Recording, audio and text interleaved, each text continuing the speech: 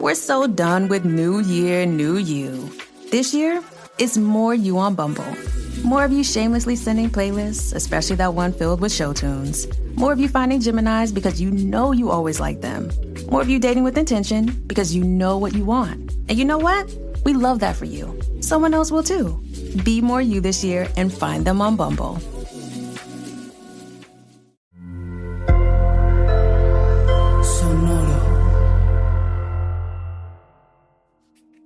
Hi, Tamarindo listeners. Today's episode is a two-part conversation with artist and activist Julio Salgado.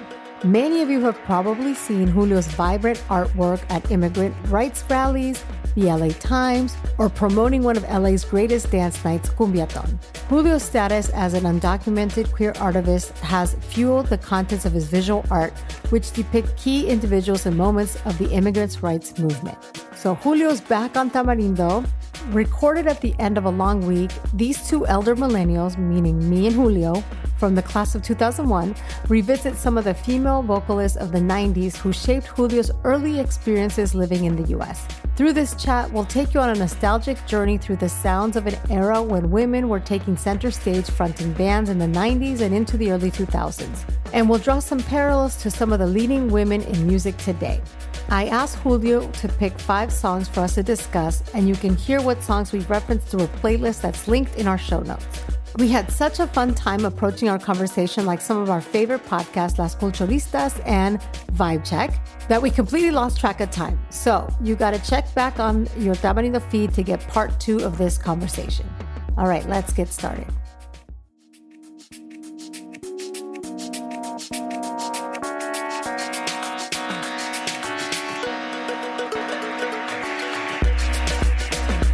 Welcome to Tamarindo Podcast. Hosted by me, Brenda Gonzalez, a fitness coach, political nerd, and nonprofit capacity builder. And me, Delcy Sandoval, a Guatemalan-American licensed therapist and passionate creativity advocate.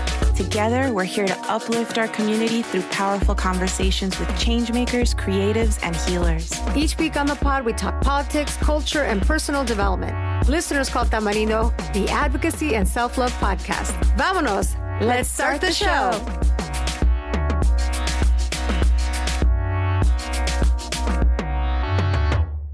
Hola, Julio. It's so great to have you back. ¿Cómo estás?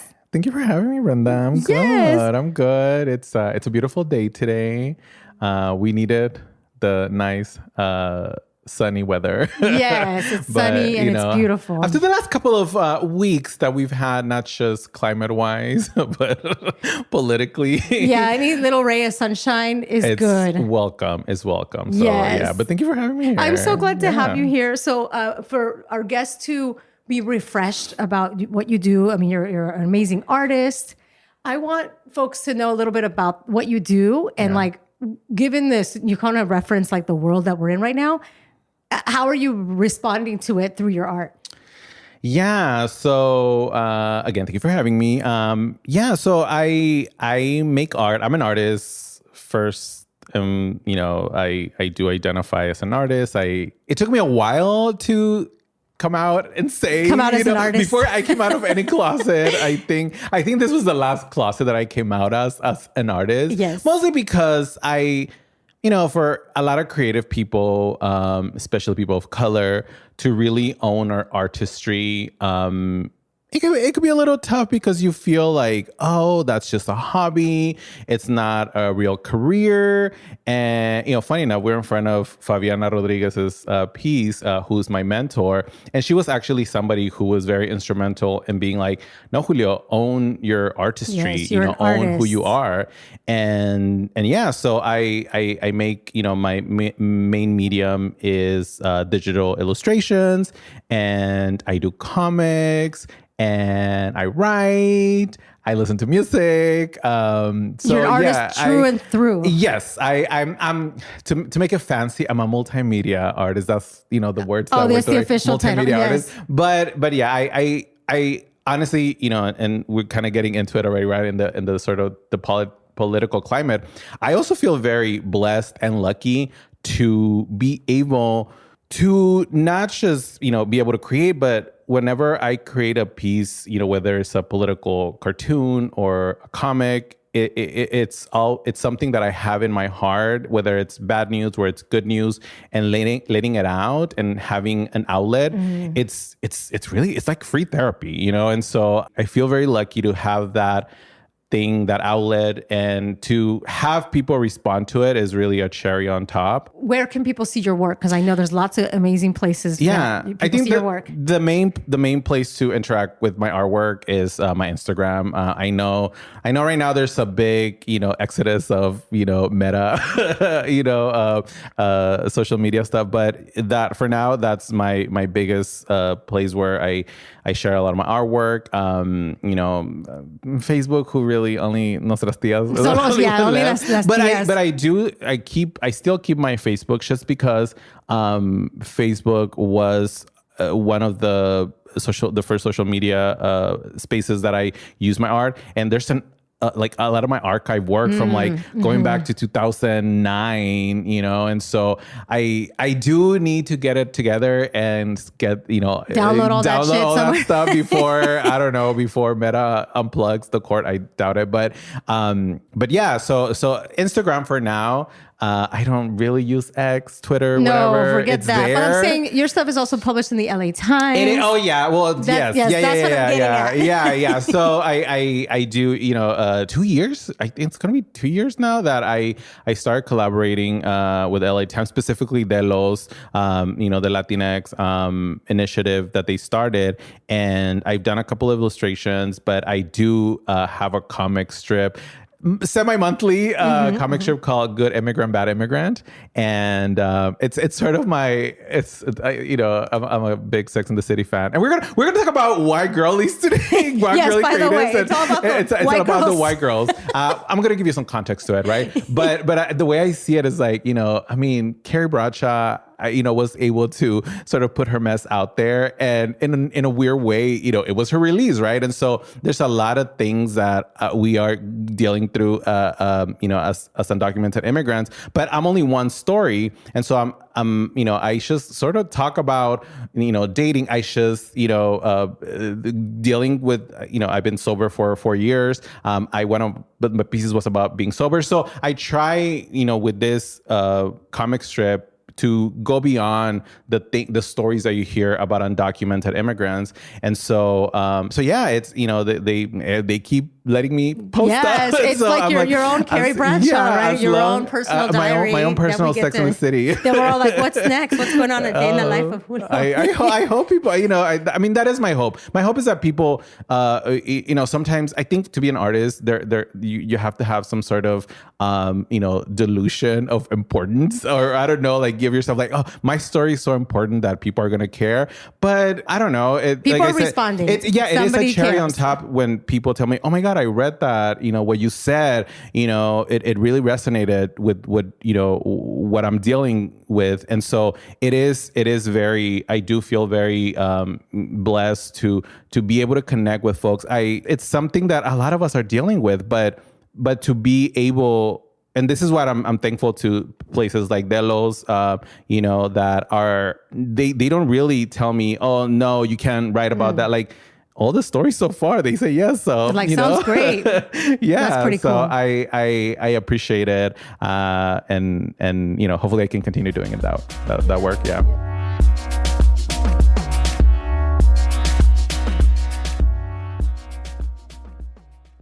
First of all, we hang out all the time on social media, like DMs all day, liking all sorts of things. It occurred to us that, wouldn't it be fun to have a Lilith Fair today, right? Lilith Fair, you have a great Lilith Fair story. I do. So tell me your story, and in doing that, also recap what Lilith Fair was, because there's probably listeners that are not in their 40s like us. Yeah.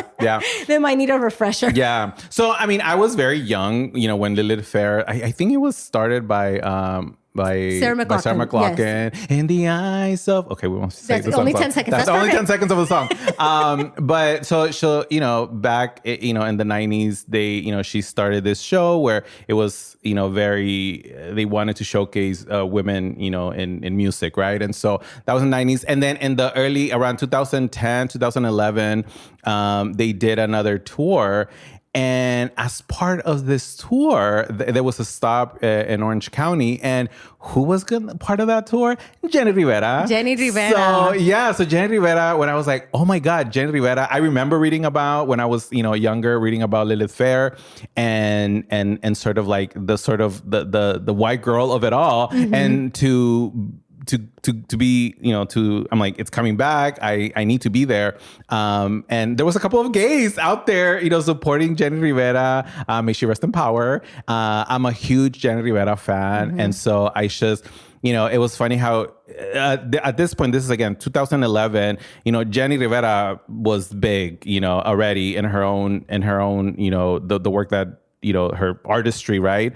But it was, a lot of people didn't know who she was. And so, she had to like introduce herself. She was like, yeah, I probably don't know who this crazy Especially Chicana for is. Lilith Fair, right? For like Lilith in Fair, the audience. güeritas, yeah. And so it was really beautiful to sort of connect two of the things that I've been listening to and, that I learn about because for many years I felt I was listening, I was plugged into that music, who was also part of the initial one. I think Jewel was part of that. All the girlies from I don't know if Fiona Apple was in the lineup. Wouldn't be surprised. I wouldn't be surprised. In one of those probably lineups. Alanis and all of them, right? Yeah. Emmylou Lou Harris, I think, was part of that. So it was great. And I mean, unfortunately, I think a year later, she passed away, Jenny Rivera. But yeah, it was. I was like, oh my God, and.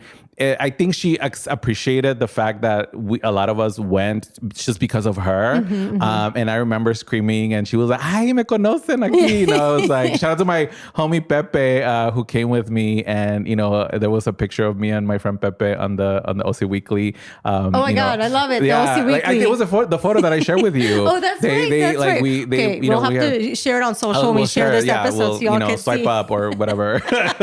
but yeah, it was, concerts. Growing up poor and, concerts were not really something that I could afford. And it wasn't until I was a little bit of an adult that, I tried to go. I just got tickets to go see Kylie Minogue. I don't have Beyonce money for her tour, but I do have Kylie money. Yes, so, Kylie money. Kylie, again, there, and I don't know, we'll probably get into it, but, the music of that time, of that era, of my, high school years and like right after high school, I think, the girlies were all about, where a lot of us, especially as gay men, found refuge and sort of, I don't know, identify, probably because they were singing about men, but also there was something empowering about, the bands that I was listening to. It was, the majority were women that I was listening to. And I don't know, there was this feeling of acceptance. Also, I think about the bands that we're going to discuss today. It was a lot about the look, and it was a very late 90s, hence the flannel and, yes, you've got the look down today. Yeah. I mean, this is literally how I used to dress in high school, right? And I think to see like now younger folks, the Gen Zs, dressing up like we used to. Right. Well, now people are dressing like we used to dress in the early 2000s. It's wild. the way I'm like, oh my God. Like Kanye's not Kanye. Oh my God. Not Kanye.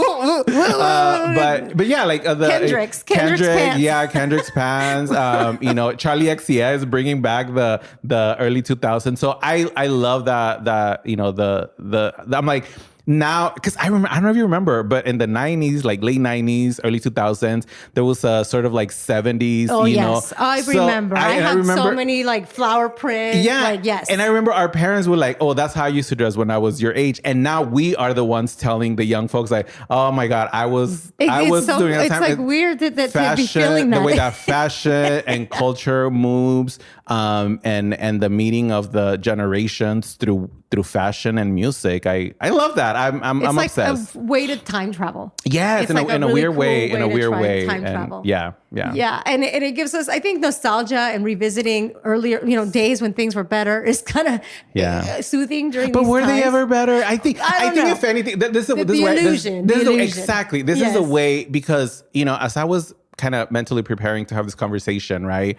We can always tie it back to, we're dealing through horrible times right now, but we've always dealt with horrible times. There's been worse instances. Sure.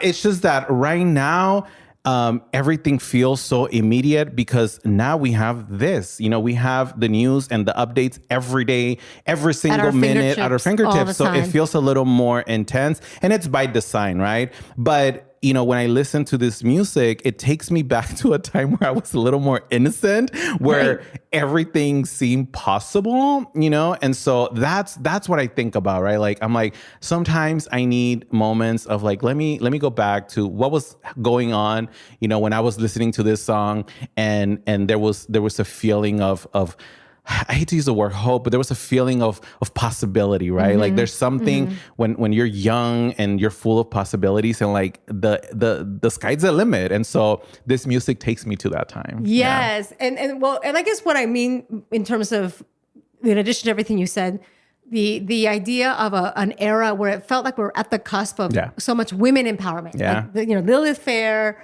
part of it was like centering women's empowerment. And this past election just felt like such a slap in the face to any gains for women and a bunch of other people. Yeah. But the fact that this man, this completely unqualified man, was able to beat two incredibly more qualified leaders that were women is just such a gut-wrenching blow to women's rights. But anyways, let's talk about the songs that were giving you life at that time. You've picked a few songs for us to chat about. Yeah. So what's the first one that you'd like to talk about? Let's start. So are we going to talk about the 5 songs? Yeah, let's talk about the 5 songs. And, just revisit. By the way, we did create a little playlist that we will link in the show notes so you can hear the songs. Yes. We might hum a little bit of it. A little bit. So, I'm thinking let's start with, just because this band, I think a lot of the friends who know me, they know that I'm a huge No Doubt head. Oh, yes. Like, I remember, coming across or like discovering No Doubt. I was right, this was right about the time that I was obsessed with the Spice Girls. Okay. So it was funny. Like this is very anti-Spice Girls. It was very anti-Spice. But actually there's a photo of like the Spice Girls hanging out with No Doubt, like backstage at some show. But the way that, so I came to the US in 1995, right? Okay. And so I was listening to a lot of, like Spanish music was the only thing that I was mostly listening to. And around that time, Shakira had come out with ¿Dónde están los ladrones? With the pink background. Excellent album. From the first letter of that first song to, like the last song, Ojos Así, right? Yes. And so I was listening to a lot of that. And then I came to the Spice Girls, the whole phenomenon after post, like the whole Spice Girls, big thing, and it was because of the lollipops. Remember the lollipops? They had like lollipops. So anyways, I started listening to Spice Girls, and then I started listening to more English radio. And I remember one of the first songs was Don't Speak. And I was hooked, right? I was hooked. However, that's not the song that we're going to listen to today. The one one of my favorite No Doubt songs and my favorite album, people will think is Tragic Kingdom because it has Just a Girl, Sunday Morning, Don't Speak. But it was actually their third album, Return of Saturn. That's when she had her pink hair era. Oh, yes. And the Bindi dots. No, that was actually post Bindi. I know. Listen, by the way, a lot of the girls, again, they're all white girls, just because there was a period. This is a period of time where they were on the radio, and there was like this aesthetic that it felt like they could do whatever, because they were in a men's world. And so that's what I was listening to because it was accessible, right? And also a lot of these girls are hell problematic, Gwen Stefani being one of them. But Return of Saturn was actually right after, Tragic Kingdom and all the cultural appropriation before she started cultural appropriating again in her solo career. But for for Return of Saturn, before they released Return of Saturn, they had this song that was part of the Go soundtrack. Remember the movie Go? Yes. The song that I'm talking about is called New. And it was the video for that New. You're so new. That's all we could do. But so I remember, watching the video for this album, for this song, but it was playing when I remember seeing the movie Go, and I was like, oh my God, like it's just like the I don't know. Listen, I'm not a musician. I already have chills. But the video was also it was also it captured, because the movie Go, starring Miss Kate Hall, what's her name? Tom Cruise's ex. Dawson's. Oh my God! What characters from Dawson's Creek? Yeah. And Katie. Oh my God! What's her name? Holmes? Katie Holmes? Is it Yes, Katie Holmes? Katie Katie Holmes. Dawson's Creek girl.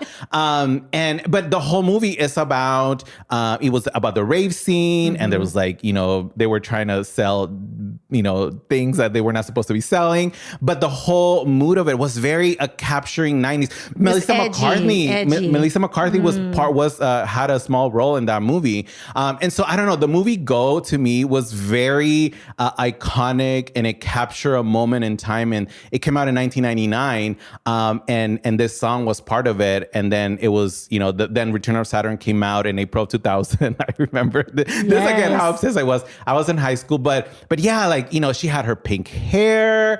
It was just such a, like, a lot of my art, I use a lot of pinks, a lot of yellows, a lot of blues, a lot of bold colors. If you see the cover of Return of Saturn, a lot of my art is like very, like, I love those pinks and the purples.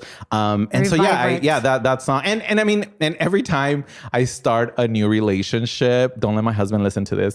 But the song New is about, discovering a new relationship, and it's like, there's this lyric that says, "I'll end up with my I'll be back at one with my broken heart," which is like, like when you enter a new relationship and you're like, I've been through this before, and I might end up with a broken heart, but it always gave me hope. And so it's something that, again, I was listening to this song when I was a senior in high school. And I think I think at heart, a lot of us are still those kids at heart, right? Like, I want to think we're a little more mature because we've gone to therapy, but there's that kid that, I was hopeful, right? And I had my crushes in high school, and, they never worked out because I was a little closeted kid. But this song gave me hope. And so yeah, this song and the video and the in the movie, it all sort of reminds me of a time. It's a capsule of that time. And I also remember watching this movie, my late uncle, my tío Chicho, who unfortunately passed away. He was the first gay man that I ever met, that was in my life. And I remember he lived all around East Hollywood and, Silver Lake. And I remember watching the movie in his apartment, and yeah, like there's all these connections to that time, and I don't know, there's just it's always my top No Doubt song. Yes, New. like it. I like it. It's one you don't hear as a great song. Yeah. But people say Sunday morning. They don't. It's not the first one that comes out of the mind. And to be fair, this technically this was, a lot of people think this is their sophomore album, but. And because they think Tragic Kingdom was No Doubt's first album, but they actually had 2 albums prior to Tragic Kingdom. The first one was the self-titled No Doubt, and then after that they released Indie, the Beacon Street Collection, and then Tragic Kingdom. And that's where they blew up. And then with Return of Saturn, it didn't sell as much.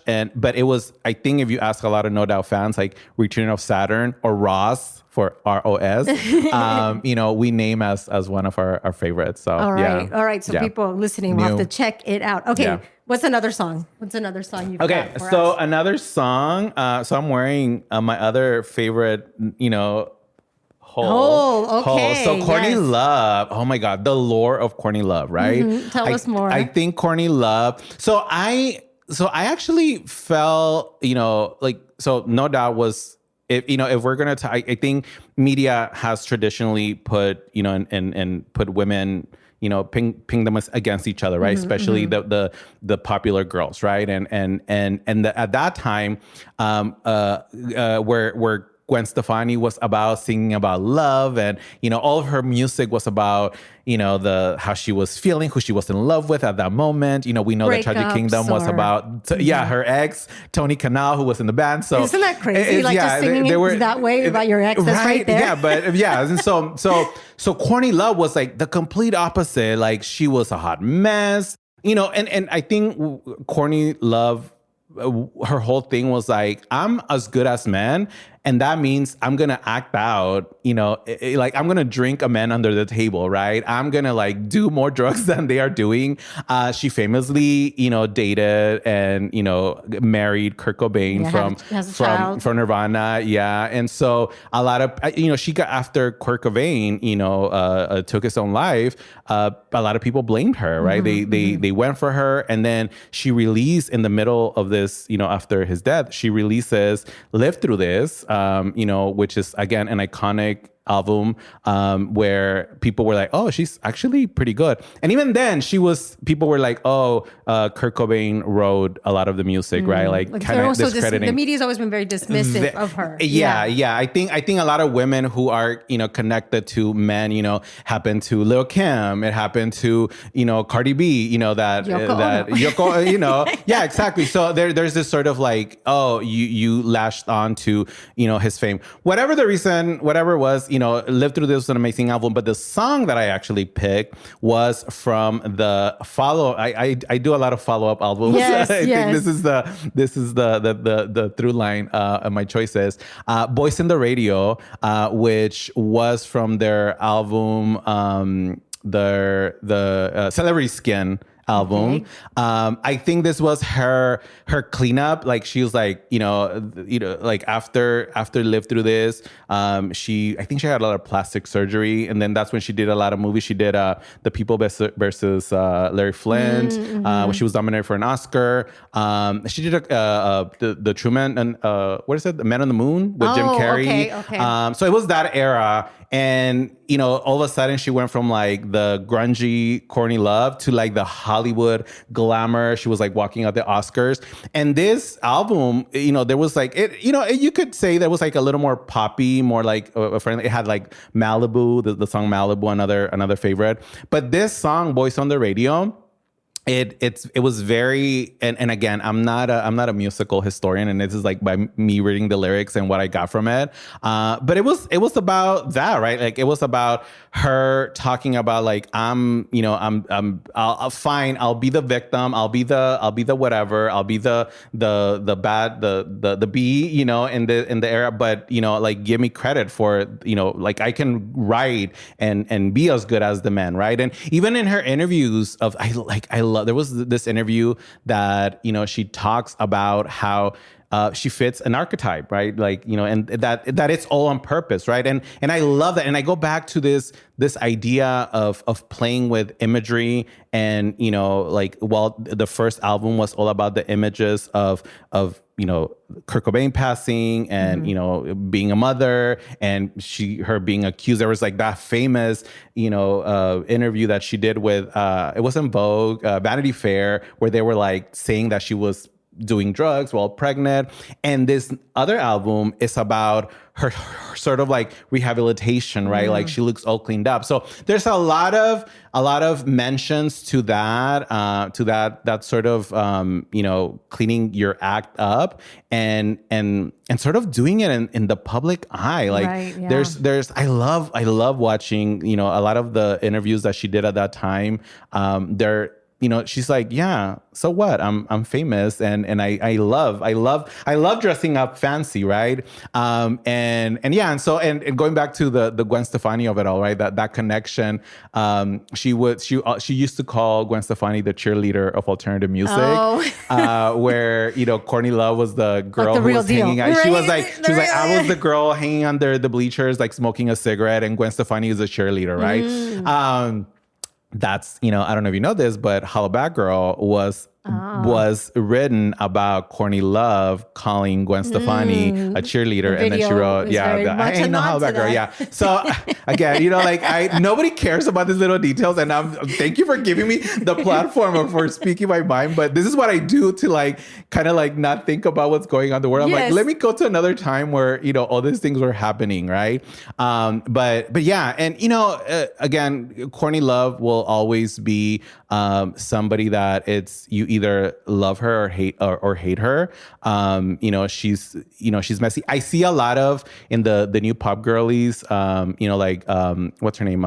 Chaperone. A lot of her interviews, Chaperone is somebody who's very outspoken and not very PR, very uncensored. Yeah, and she doesn't self-censor. When I watch a lot of her interviews, they remind me of the 90s interviews from Courtney Love, and I love it. I love it. I see the direct influence that the Courtney Loves and the and the Gwen Stefanis and the other girls from the 90s have had in the girls that are having an impact right now in the culture, and it's really interesting to see it again from a 42-year-old turning 42 this year, and I'm like, I seen this, I seen a version of this, but I think it a lot of as an artist we do look back at the work of other people, and you kind of make it your own, and so I love it. I love that girls are going back to I'm just gonna be messy and they're not they're anti-sexy, or if they are sexy, it's it's an empowered sexy. It's like a female gaze. I mean, it's still the entertainment industry. There's still you could say that at that time. There was also a lot of, the Spice Girls and even Courtney Love, even before them, you had Bikini Kill.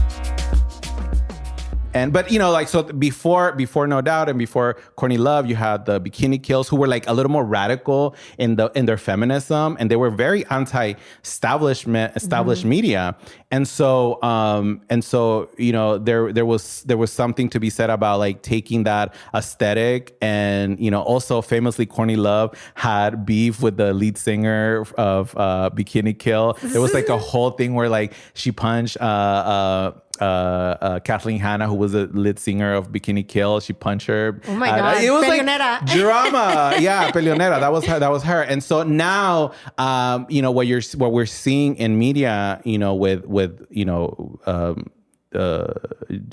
all these women, the younger generation. There's a lot of and they're being right now coming up. Yeah, they're being very we are here. We got each other, right? There's this, even whether if it's fake or not, Billie Eilish,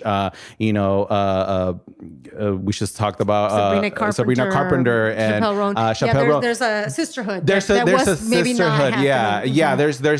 There's that thing that wasn't really happening, and it almost felt that in the 90s. There could only be space for one girl or and it happens again. We see it in hip hop too, with only space for one queen of rap, right? One queen of something. But there's something about this generation where they're embracing each other, right?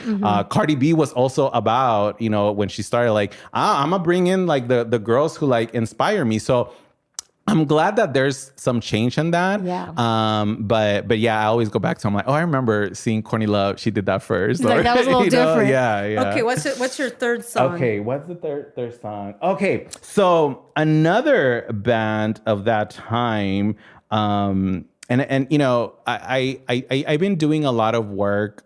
One of the projects that I'm currently working on is a memoir. I've been working on this for a memoir for a long time. I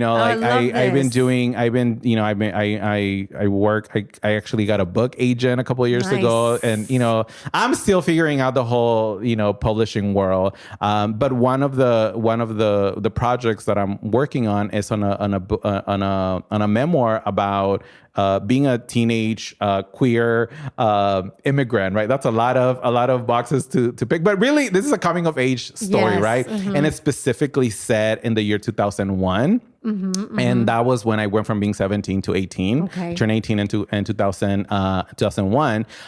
And I think for me, 2001 was, I was graduating from high school. Same. Yeah. Are you class of 2001? Yes. And I remember the year before I graduated from high school, I took this course at the now defunct, the Art Institute of LA. Do you remember that? It was I heard of it, yes. I think it was like a fake. Did we get commercials all the time? All the time. Yes. And it was like about if you want to be an artist and you want to take graphic design. It was like in the new ITT Tech of ITT art. Tech, all those things of art. Yeah, the Art Institute of LA. At that time, I was working I was working at a mini market and I was like, I saved enough to take a course for a week at the Art Institute of LA. This was the summer before senior of my senior year, and I remember it was all the way from Long Beach to Santa Monica. That's where the campus was at. Before there's no metro. There's no metro. Well, no, there was. So I used to take. Yeah, I used to take the blue line. The blue line to there was the gold line. It wasn't there. But at that time, I would take the blue line to the red line, and then I would get off on Santa Monica in Vermont, and I would take the bus number 4, and then I would go all the way to UCLA, and then I would take the Santa Monica bus all the way to the campus. And so that was for a whole week. $500 I paid, but I went for a whole week. And during this time, I met one of the kids that was also taking a course. He actually lived in Cerritos, so we started like the first 2 days, like we saw each other and we're like, oh, we're going the same way. And he, I have my CD player, and he was like, oh, what kind of music do you have? And he was showing me his music, and he was like, oh, if you like No Doubt, you should listen to the Cardigans. And I was like, who are they? And so he introduced me to Gran Turismo, which was, I think was from 1998.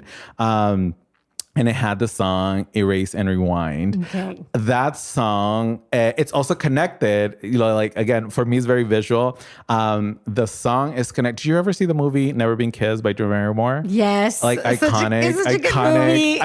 Also creepy. You think about it. Listen, you are going to Google all the people that we are talking about. And if you think of the premise of the movie. It's terrible, but that teacher was so hot. He was so dreamy. Yeah, I just rewatch Monster-in-Law with J-Lo, and he's the love. Hilarious. It's also, really her outfits funny. are terrible. The jeans with the same guy. But J-Lo, this is please fashion. 2004. Don't come back. This was 2004. This fashion trend, please do not come back. Jeans with the dresses. With the shawl or the thing on top with the jeans. Oh, the jeans with the dresses. Yes. Yes. They happen a lot in that J-Lo movie. I'm sure they're going to come back. I'm sure they're going to come back. Please, not those. Yeah, but yeah, so I don't remember the name of the actor, but I know nobody remembers, but he's so hot. He was also in the To Wong Fu. He was in that movie. He was one of the white guys who live, who were like homophobic and were trying to, he wasn't dreamy in that one. No, he wasn't dreamy in it. But yeah, the premise for Never Been Kissed is a little problematic. I mean, not only Drew Barrymore, who at the time was probably like in her late 20s, and she's pretending to be a high school student. Jessica Alba is in this movie. She's like a bully. She bullies Drew Barrymore, and she goes undercover as a journalist to see what the kids were up to. Right? And she falls in love with a teacher. She falls in love with the teacher. And the teacher falls in love with her. And like technically, if you're like, as you're watching this movie, you're like, but she's supposed to be 24, and the teacher, so it's fine. It's technically legal. But the teacher doesn't know that. No. The teacher doesn't know that, and not just that, but also there's a B plot where the brother also goes back he goes back to school. I blocked that part out. Oh my god! And he starts dating us. That one looked a little more creepy because this was Arquette.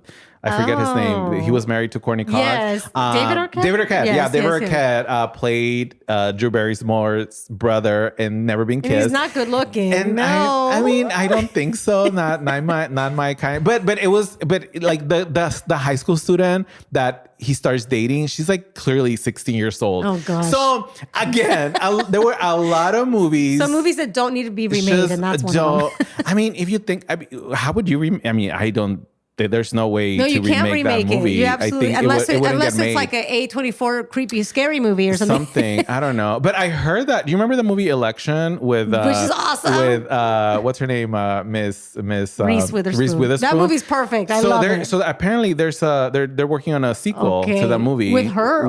She's sequel? producing it. Oh, she's producing it. And I literally I was listening to Las Culturistas.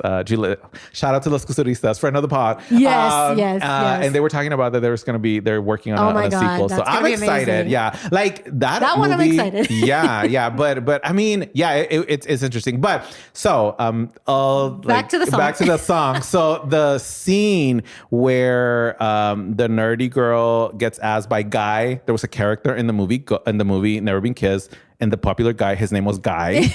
So Guy goes over to the nerdy girl to like take her out to dance, and this is where what's her name? Jessica Alba. No, Jessica Alba and the other bullies. They're about to throw the dog food. Oh my goodness! But before that, she starts dancing. I forget the name of the actress that played the nerdy girl. She had like the long hair. She's Russian. But the song, the first da na na na na na na Yep. I don't know what the song's about. But it's a moment. It's a song. And connecting it to my high school. So I remember this kid who was also taking the course at the Art Institute of LA. Who introduced you to this music. Like, you should listen to this song, and he actually let me borrow the whole album, and the whole album is really good. It has, I don't know what you would call, again, I'm not a musician, I don't know the classifications of music, but it was very like a lot of like techno, slow, like very, I don't know the genre, but it was they were the same people that did, it was the same band that did Love Me. Yes, which is so different. Very different. Yes. They, again, I think around this time, I think Bjork also was part of that sort of adding electro like beats to like they were messing around with it, which takes me to my next song. Okay. Which is from another band that was doing a lot of like mixing of genres. Garbage. Garbage is another one of, I think, where Courtney Love and I really want to write like a comic about like Courtney Love and Gwen Stefani do the Courtney and Love. the white girlies. Because like kind of going back to Courtney Love, like how there's been sort of like a revival, a revisiting of the 90s, how the 90s treated women, especially like Britney Spears is like the perfect example of like where we're like how we allowed it as an audience, like we were consuming it. Like, I mean, but really, has a lot changed? Because have you seen people get canceled and how like people go in like and like, oh yes, I saw, like, it's, I think what we saw in celebrities, now it's happening amongst ourselves. Yes. Like, the comments and every single post is so disgusting. It's really bad. Yeah. But I guess what I'm thinking is like, maybe you're the one to do it. I think Courtney Love is someone that needs her like let's revisit how we treated her. Also, famously, Courtney Love was like during her years where she relapsed, and she was, she did that horrible roast of Pamela Anderson, and she was clearly on drugs, and she was on a red carpet around that time where she's like, somebody like a reporter asked her, if you had any tips for women in the industry, what would you say? And she straight out said, if Harvey Weinstein invites you to his hotel room, say no. And people ignore her because it was Courtney Love and she was on drugs, and people in society don't respect people with substance abuse. We romanticize them and we let them go. At the same time. So people ignore her. So Courtney Love was ahead of her time. She called it out, and it's just people didn't listen. And so yeah, I definitely think that, again, Courtney Love has had her moments. There's some videos on the internet where she has said some problematic things. Again, if you look up some of it, you'll find something on this girlies, right? Yes. But yeah, I think definitely Courtney Love is one. I would want to. There's actually, I was gonna say there should be a biopic about her, but did you ever see the movie Her Smell? I think it was loosely based. It was recently. It was the the woman who the Elizabeth Moss, from the Handmaid's Tale. That was her, Elizabeth Moss. Oh yes, the lead. The lead, yeah. She was also Mad Men, yeah, Peggy. So she made a movie like in 2017 or 16. It's called Her Smell, and it's loosely based on a troubled rock star who's like has a daughter, and like so, and like it's actually it's pretty good. So if anything, I think that comes close to like a biopic about trouble, because we love, at least Hollywood loves trouble male musicians and the movies about them, right? So I think we definitely need more of those, and I think Courtney Love could be the subject of one of but these. I do think that, again, the girlies are giving her respects. What's her name? Olivia Rodrigo, her album, I think it was her first one, where there was a lot of this. Like, this is from like references to the Live Through This album. So they are. I think that they are getting their dues, but in a bigger way, perhaps. Yeah. Okay, but tell me again back to this song. What were we talking about? I think you're the song that brought in some electronic vibes. Yes, garbage. Yeah. So again, where Courtney Love and Gwen Stefani were sort of like, the anti, the opposite of each other. I think Shirley Manson, who's the lead singer of Garbage, was sort of the like, girls, just like focus on the music. Garbage opened for No Doubt, a couple of, for the Rocksteady tour. And, she has talked really sweet about, both Gwen Stefani and Courtney Love. So I think Shirley Manson was kind of there to like keep the peace. And also, again, right, going back to the aesthetics, the first time that I came across Garbage was when they released this album, Garbage 2.0 was the name of this album. And it was the orange cover. A lot of the covers for Garbage, they had a lot of texture. The first one, their self-title was like pink plumes, like it was very, very, a lot of that. And I remember seeing this photo on Rolling Stone where Shirley Manson was in the red carpet. Shirley Manson, like porcelain, like almost like doll, like princess, like very robotic face, she always, I felt that she was very ugly. She was I'm not pretty like the other girls. Like, even her music is very self-loathing, right? Like it's about like, oh, I don't know, if you love me, whatever. And so again, right, like I think they all kind of had their space. Like, I think Shirley Manson was that sort of like emo girl before they were like the emo girls, and was very self-conscious music. And the song that I picked for that, wait. So I'm all over the place today. I hope you're following. I hope I'm making sense. I'm following because this is how I think. This is how so this you're literally seeing in real life. Again, I hope you edit some of the things. The brain of an artist. Yes, yeah. Yes. Let's call it that. My husband thinks that I should get really checked for the ADHD and all the other things, but I'm like, when I look at the symptoms, I'm like, that's me. Check. I'm like, I'll get there when I get there. But I remember seeing this photo of Shirley Manson again.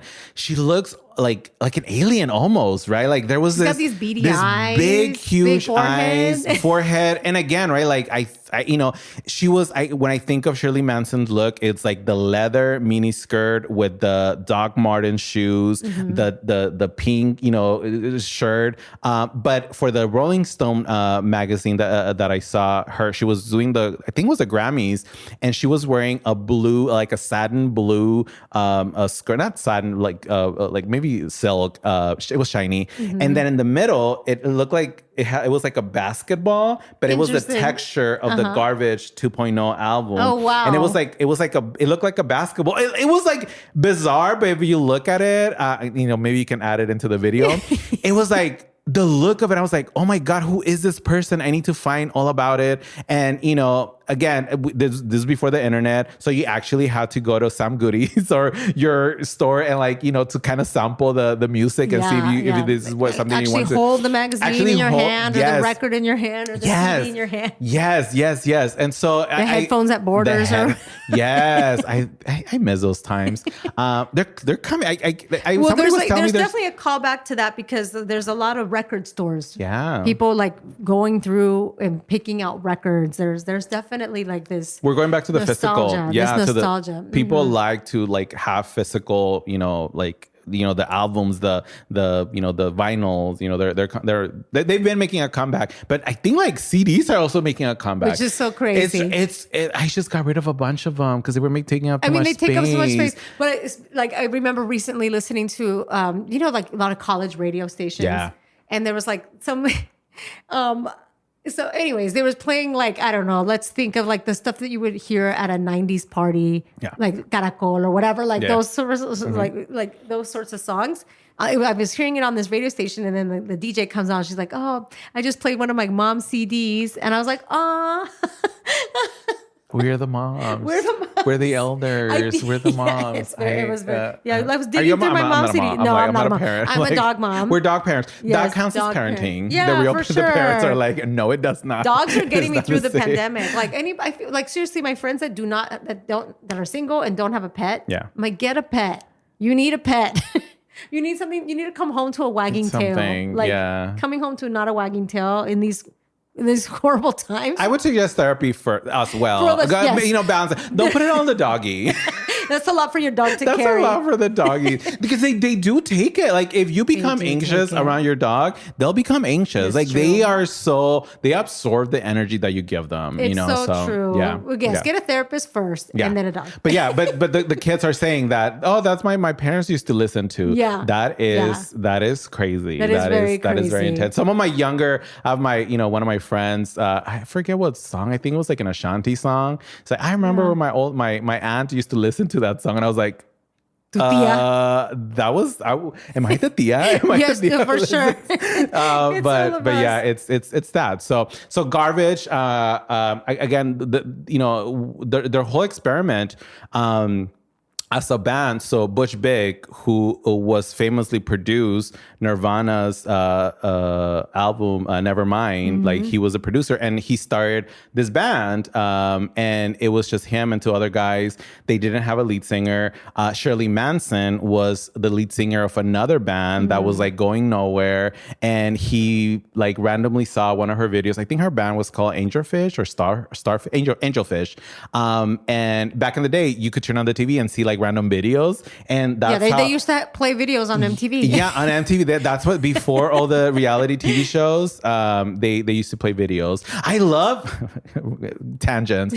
I love I don't have cable at home. I mostly watch my I have my Roku TV and like whatever's connected to the internet. But I love like whenever I stay at a hotel and they'll have like an MTV station where like now there's like 5 MTV. That's wild. And there's the one MTV that like the classic videos, and it's like all videos.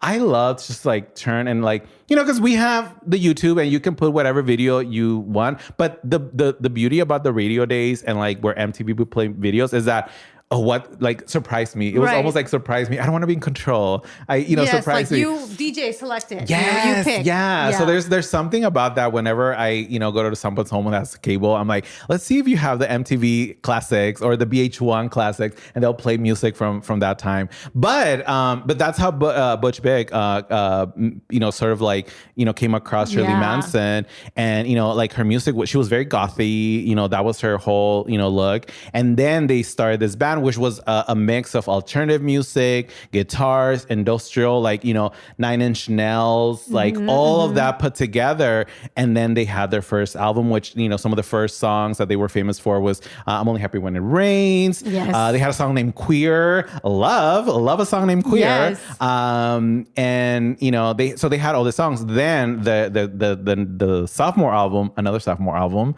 that's was the connection, Garbage. right? That's the through line. I didn't do this on purpose, by the way. There's something there's something about the like, when you do something great and like the pressure to like make something as great, like it rarely happens.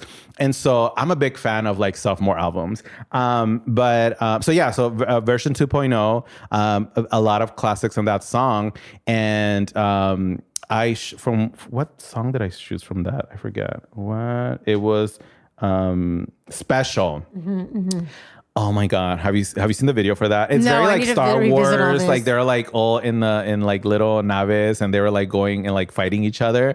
But one of the things that I love about Garbage, it's like their videos, their visuals. You know, I mean, all of these bands have amazing videos, but they're you know, they that video is amazing. The look, Sophie Mueller was she directed a lot of these videos from the 90s. She directed a lot of Sade's videos. She directed Holes, No Doubt, and some of Garbage this is music. Woman. This is great. Women. I think she's English, but a lot of the look of those videos were very like sparkly, like remember those photos that look like they had like oily, like that look. I love it. Shiny sheen, like shiny and then sparkle. Metallic almost. Yeah. But Special was again another song about relationships and sort of like, you know, I thought you were special. You know, when we've all had those feelings, you know, when you get let down, when you had these wow, and then I think letdown is the worst part. I think Garbage is one of my, you know, when I've had breakups,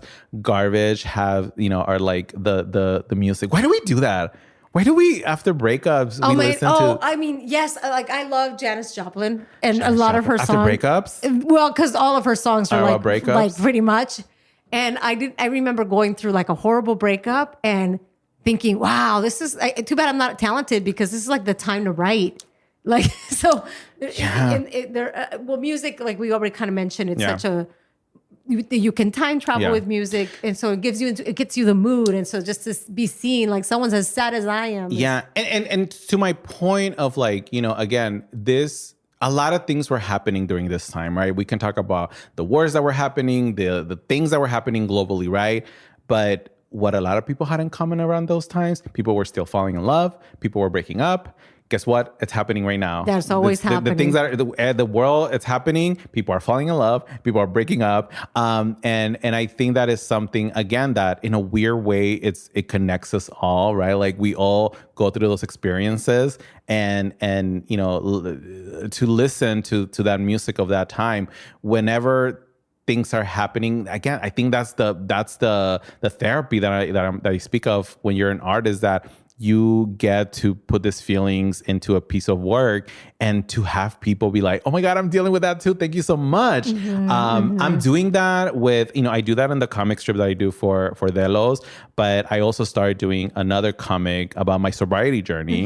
And this week, actually, you know, we just passed the B-Day, you know, Valentine's Day. And this is my first Valentine's as a married man. Yes, congratulations. I got married in December. I love this. But you know, one of the things that, you know, my husband is very like he doesn't really do social media much. He's very private. And so I ask him, I'm like, hey, like, you know, can I write about this? And especially because, you know, we've been together for almost 2 years, and it was really, when I first got sober and trying to date and trying to, you know, it was like learning, you know, because alcohol is so normalized in our society. So you go on a date, yes, you know, you have everywhere. drinks. Yeah. And like now I had to like kind of like, oh, how do I do this? How do I do this without being embarrassed? Like, you know, and so when we met, you know, we had a lot of conversations about that. And, you know, I do share those moments. This week I did a whole thing about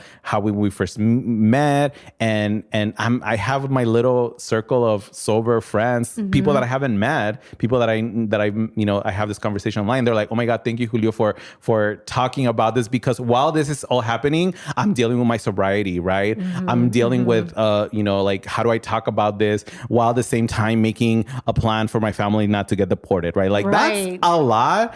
And so for me to be able to put these things into a piece of paper, and to have people receive it, I'm starting to do, as part of this, it's called Sober Daily, the comic strips that I do. I'm gonna start collaborating with other folks who, you know, who want to share their sober journey, especially because, again, I think a lot of the times the stories that we read and even the movies that we watch about people who are going to sobriety, they don't look like us. A lot of the times, because as people of color, we are not afforded the same mistakes, right? Yes, like you have to, maybe at an immigrant, forget it. You have to be absolutely perfect. Listen, like a lot of the people that this government is criminalizing are people that have made mistakes for the same mistakes that other U.S. citizens make all the time. I mean, look, I was just thinking about this because right now, I mean, there's so many horrible things, but one of the things that worries me the most is how immigrants are not being afforded their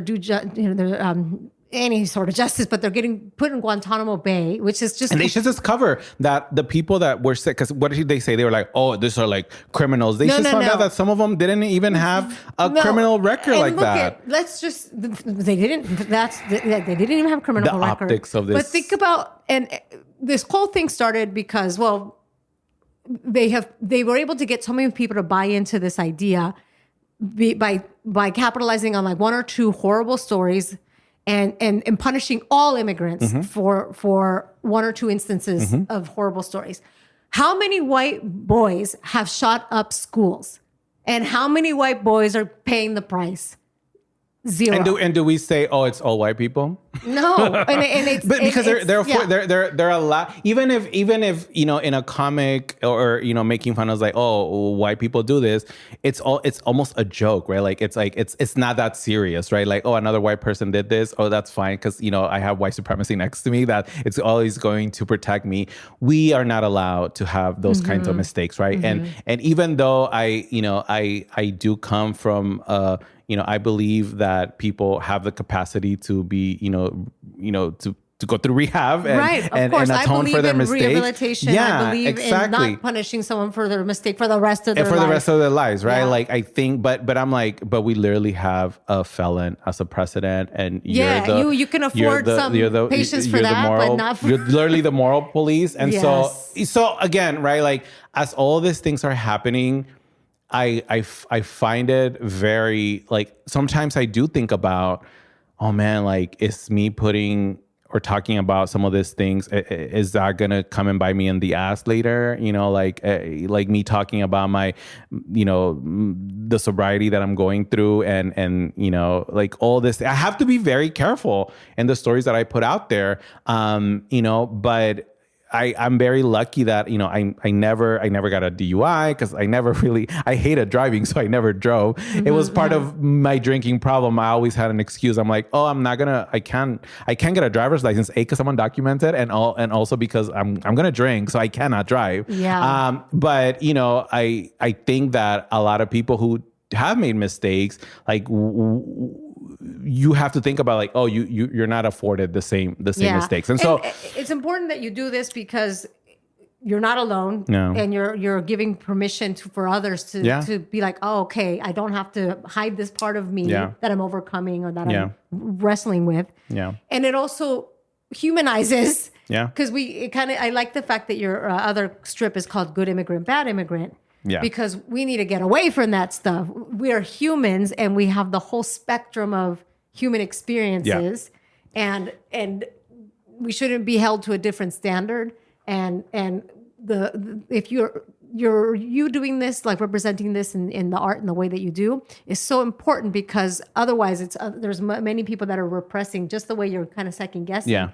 There's repression happening, and that's dangerous too. And it's a historical thing. I mentioned, I just watched, and I had to pull it out. I'm like the Sly and the Family Stone documentary on Hulu, which talks about specifically Black genius and how, like, despite all the things that this artist did for culture, as soon as his demons and the drug use and all those things caught up to him, he was like disposable. Where we see the Kurt Cobains of the world and Amy Winehouse and all these artists that unfortunately are not here, but there was almost like they were even after their death, they're still like seen as like genius. But people of color who are artists who make the same mistakes are not afforded the same things, right? And so again,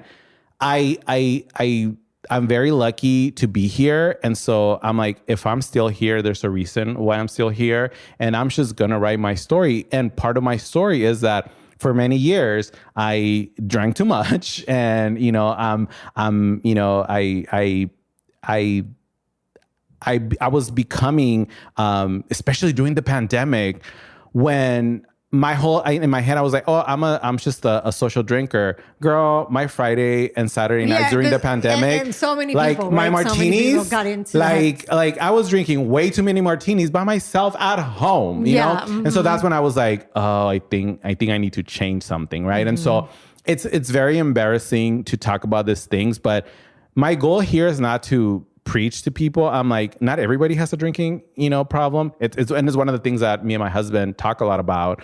Like he's always been very mindful of like, is it okay to have a drink? I'm like, yeah, like you can have a drink. I can't. I don't know how to have one drink. So I need to not have a drink, right? And so I think it's important to educate others about what the things that we are doing, but also like how to normalize this and talk about it without shame, without stigma. And that's where I'm trying to lean as we're entering this era. It's like, girl, if they have no shame, why should I be ashamed for existing, right? Like I haven't committed a crime. My whole identity for them is a crime, right? Right. Yeah. And so why am I gonna try to beg you to see my humanity when you already have discarded me? So I'm gonna keep making art, and I'm gonna continue to be outspoken as much as I can, because it's literally the only thing that I can control. I cannot control anything else, but I can control the art and the music that I listen to. Yes, I love this.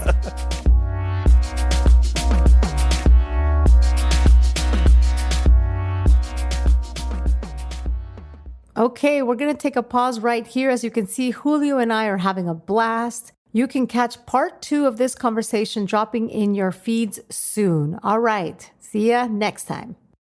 Tamarindo Podcast is Brenda Gonzalez and Delcy Sandoval. We are also the show's executive producers. Jeff Ricars wrote our theme song. Sonoro Media's Karina Riverol provides production support, and Cliva Torres edits our episodes for YouTube. The best way to support our work is to rate and review Tamarindo or share an episode with a friend. Get in touch with us at tamarindopodcast.com.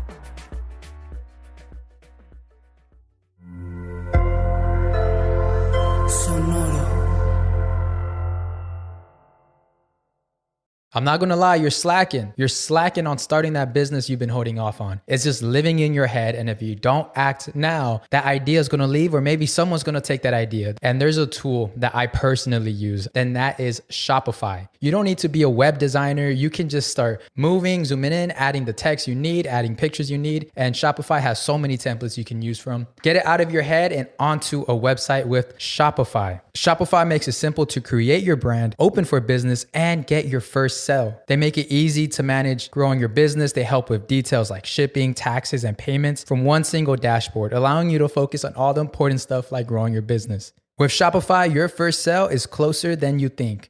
Established in 2025 has a nice ring to it, doesn't it? Sign up for your $1 per month trial period at shopify.com/sonoro, all lowercase. Go to shopify.com/sonoro to start selling with Shopify today. Shopify.com/sonoro.